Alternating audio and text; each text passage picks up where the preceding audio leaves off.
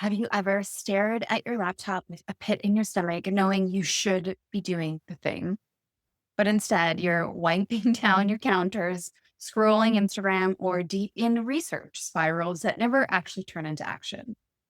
Have you ever known exactly what you want to do, but still don't do it? So you plan, you schedule, you make the list, and then you clean the kitchen and do the laundry. You convince yourself it'll be better if you just wait till you're in the mood. You are not alone. We've been told procrastination is laziness, disorganization, mindset issue, a motivation problem. But I want to offer you something radically different. Procrastination isn't laziness. It's not a flaw. It's a form of protection. But protection from what exactly? And why does it feel so awful? Today, we're going there. I'm Andrea Tassier, Master Life Coach and IFS practitioner, and I help conscious leaders, creatives, seekers rebuild their self trust, reconnect their purpose, and create lives that feel aligned from the inside out. In today's video, we're diving deep into procrastination through the lens of internal family systems. We'll look at what's really going on when you can't seem to get started and why trying to push through often backfires and what to do instead. Something far more compassionate, healing, and ultimately effective. So we don't just dislike procrastination, we hate it because it makes us feel like we can't trust ourselves. And for more on self trust, check out my video, How You Build Self Trust with IFS, where I break this down in more detail. We hate procrastination because, on some level, it's a betrayal. We say we want to write the book, send the pitch, launch the program, but then we don't do it. Or we wait until the last possible minute running on anxiety and caffeine. We beat ourselves up. We make new plans. We promise ourselves we'll do better next time, only to repeat the same cycles. And over time, it erodes our confidence. It starts to whisper, maybe you're not actually meant to do this. But what if it's not actually sabotage? What if it's a strategy, an internal one designed impeccably for survival? Internal family systems teaches us that we are made up of many parts, each with their own stories, fears, roles to play. So you're not procrastinating because you are weak or disorganized. You're procrastinating because there is an internal relationship dynamic creating a tug of war between different parts of you. In IFS, we see procrastination most often as a firefighter part. The firefighters are the ones who jump in when things feel too intense, too emotional, too overwhelming, too risky. They're the emergency responders of the internal system. Managers, on the other hand, are the ones with the to-do list. They're the part of you that is pushing for discipline, productivity, control. They're trying to get ahead. But here's the thing. Often, procrastination isn't just one part acting out, it's a polarization, this tug of war inside of you, with the manager part saying, we must do this now, or else we'll fail, or else we'll look bad, or else we'll disappoint everyone. And then the firefighter part says, nope, that feels like pressure. We're going to do literally anything else so we don't have to feel that. It's not a lack of willpower. It's a system in conflict, each part trying to protect you in its own way. So if the task in any way feels threatening, consciously or unconsciously, the firefighter pulls you out because something deeper is at risk. Let me tell you about a client I'll call Rachel. Rachel is a soul-centered entrepreneur. She is ambitious. She is sensitive. She is highly creative. She came to me in tears saying, I know what I want to do. I've planned it. I've outlined it. I believe in it. I believe in myself. But when it comes time to launch, I disappear. I go quiet and then I feel like a fraud. So, as we explored her system using IFS, we began meeting the part inside of Rachel. The first one that shows up, her manager. This part was intense, sharp, organized, high performing. It carried the belief if we're not ahead of the game, we're behind. People won't trust us. We have to get this perfect.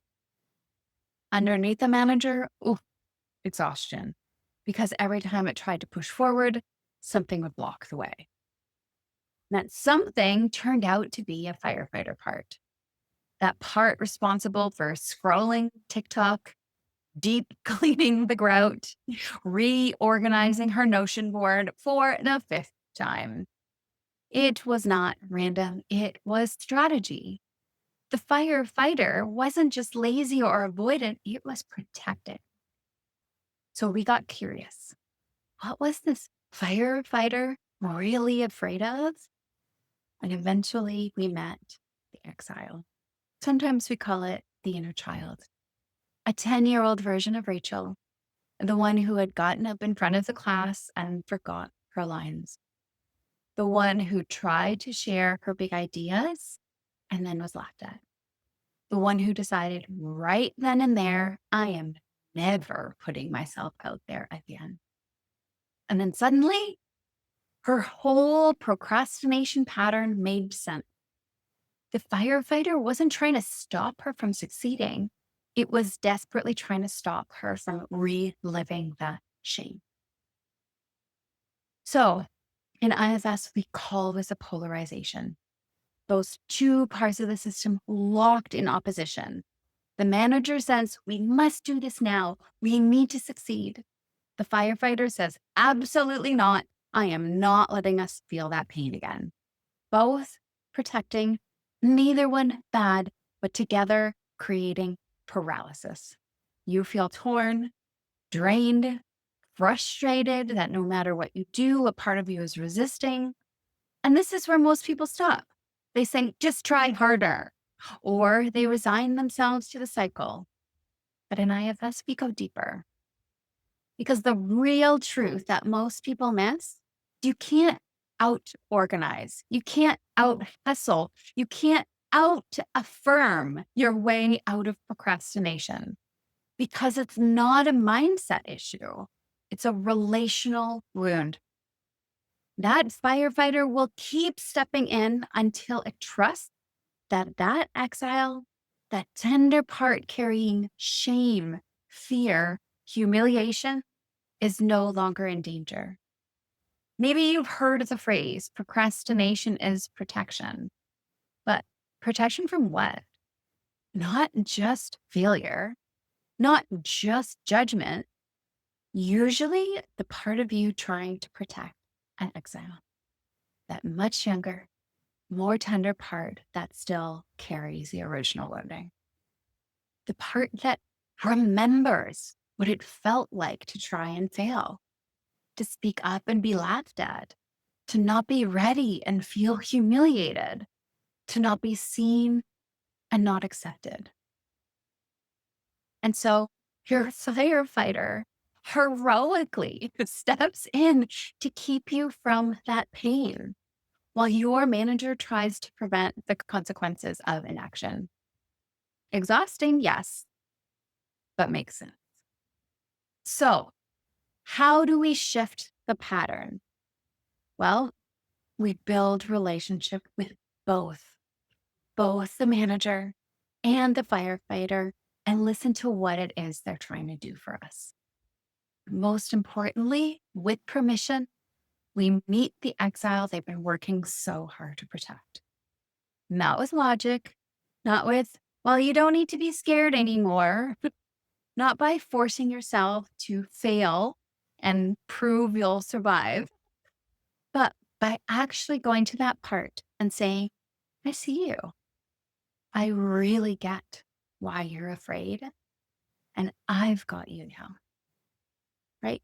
This isn't about telling it you're fine. This is not about coaching it or fixing it. Please don't do that. This is about sitting with it, holding it, allowing it to express that unmet need for acceptance, for reassurance, or unconditional love.